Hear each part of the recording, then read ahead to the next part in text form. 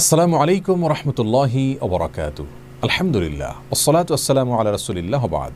সুপ্রিয় দর্শক শ্রোতা ভাই বোন, আমাদের সমাজে একটি কথা প্রচলিত আছে, আর তা হলো একজন বেপরদা নারী জাহান্নামে গেলে চারজন পুরুষকে সঙ্গে নিয়ে জাহান্নামে যাবেন।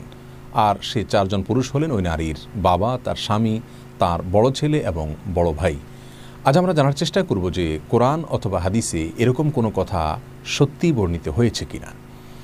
সূরা ফাতিরের 18 নম্বর আয়াতে আমরা দেখতে পাই আল্লাহ সুবহানাহু ওয়া তাআলা ইরশাদ করেছেন, ওয়ালা তাজিরু ওয়াজিরাতুন বিজরা উখরা, অর্থাৎ কিয়ামতের দিন কোনো ব্যক্তি অন্য কারোর পাপের বোঝা বহন করবেন না।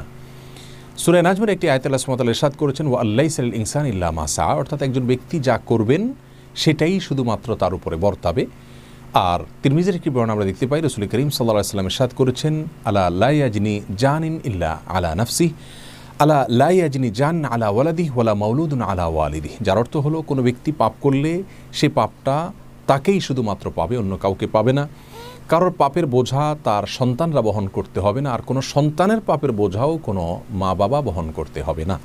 এই সমস্ত আয়াত এবং হাদিস থেকে আমরা জানতে পারলাম যে ইসলাম শরিয়ার মৌলিক নীতি হলো প্রত্যেক ব্যক্তি তার পাপের, তার অন্যায়ের বোঝা বহন করবেন, একজন অন্যায়ের বোঝা আরেকজন বহন করবেন না।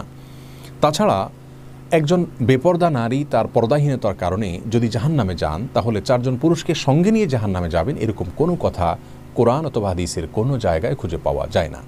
যার কারণে আমরা বলতে পারি যে এটি আমাদের সমাজের প্রচলিত একটি বিষয়, যার কোনো গ্রহণযোগ্য ভিত্তি কোরআন অথবা হাদিস থেকে পাওয়া যায় না। তবে হ্যাঁ, সন্দেহাতীতভাবে প্রত্যেক ব্যক্তিকে আল্লাহ সুবহানাহু ওয়া তাআলা তার অধীনস্থদের সম্পর্কে জিজ্ঞাসাবাদ করবেন। সেখানে নারী, পুরুষ, বাবা, সন্তান সকলেই সমান।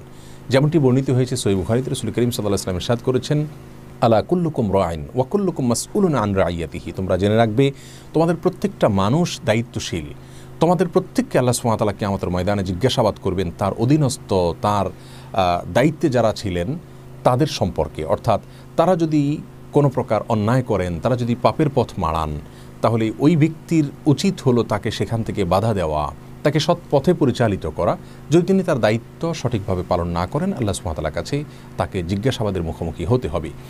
এই হাদিসের ভিত্তিতে সন্দেহাতীতভাবে আমরা প্রত্যেকটা মানুষ, সেখানে মা হতে পারেন, বাবা হতে পারেন, স্বামী হতে পারেন, স্ত্রী হতে পারেন, ভাই হতে পারেন, বোন হতে পারেন, প্রত্যেকটা মানুষই তার অধীনস্থ যারা থাকবেন তাদেরকে সুপথে পরিচালিত করার চেষ্টা করতে হবে।